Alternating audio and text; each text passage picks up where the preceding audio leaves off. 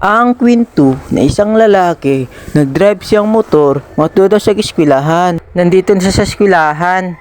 Napakadaghan talaga ng tao dito. Ug diri ra naglingkod ang lalaki, kay wala siya malingkuran dito. Napakagwapo talaga ng lalaki. Oh yeah.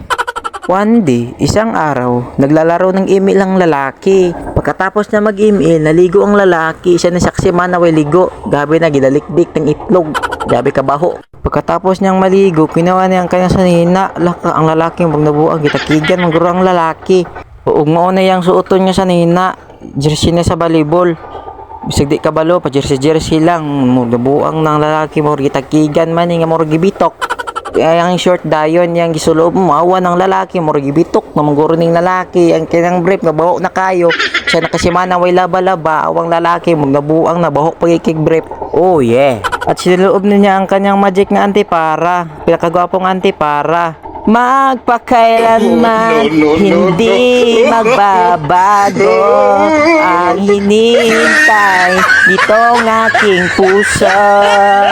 Hindi na napadugay-dugay ang lalaki, nukab niya ang kanyang kaldero. Wow, gold pala ang aming kanin, napakalimi naman nun. Ang aming kalha ay wala namang sulod naman. At ito kaya ay dalawa pala yung ano natin.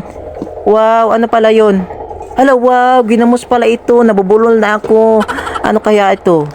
Wow, beef na naman ang flavor namin ng pizza na instant mommy beef flavor. At hindi na padugay-dugay ang lalaki na ito nag-itsyag eskwelahan.